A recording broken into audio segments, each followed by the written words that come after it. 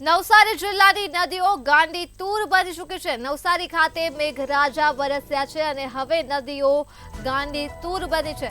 ત્યારે કાવેરી નદીમાં ઘોડાપુરથી અનેક માર્ગો પાણીમાં ગરકાવ થઈ ગયા છે। વાંદરવેલાને જોડતો લો લેવલ બ્રિજ પણ પાણીમાં જળમગ્ન થયો છે। લો લેવલ બ્રિજ પાણીમાં ગરકાવ થતા જ લોકોને હાલાકીનો સામનો કરવો પડી રહ્યો છે। તો આ સાથે જ ગ્રામજનોની વર્ષોથી આ બ્રિજને ઊંચો કરવા માટેની માંગ છે, પરંતુ તંત્ર આંખ આડા કાન કરી રહ્યું છે। નવસારી ખાતેથી આ વિગતો મળી છે, જ્યાં નદીઓ ગાંડી તૂર બની છે અને કાવેરી નદીમાં ઘોડાપૂરના કારણે અનેક માર્ગો પાણીમાં ગરકાવ થઈ ગયા છે, જેના દ્રશ્યો સામે આવ્યા છે। કાવેરી નદીમાં ઘોડાપૂર આવી ચૂક્યું છે, ત્યારે વાંદરવેલાને જોડતો લો લેવલ બ્રિજ પણ પાણીમાં ગરકાવ થઈ ગયો છે અને વાહન વ્યવહારને જેના કારણે અસર થઈ છે। તો આ મુદ્દે જ આપણી સાથે સંવાદદાતા દુષ્યંત શર્મા ફોન લાઈન પર જોડા ચૂક્યા છે। જી, નવસારી જિલ્લાની નદીઓ ગાંડી તૂર બની ચૂકી છે, શું છે વધુ વિગતો?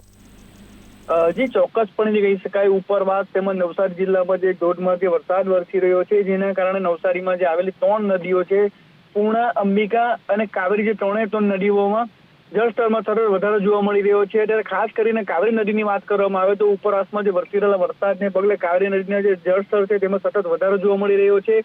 નીચાણવાળા વિસ્તારોને નદી કિનારે ન જવાની પણ સૂચના આપી દેવામાં આવી છે।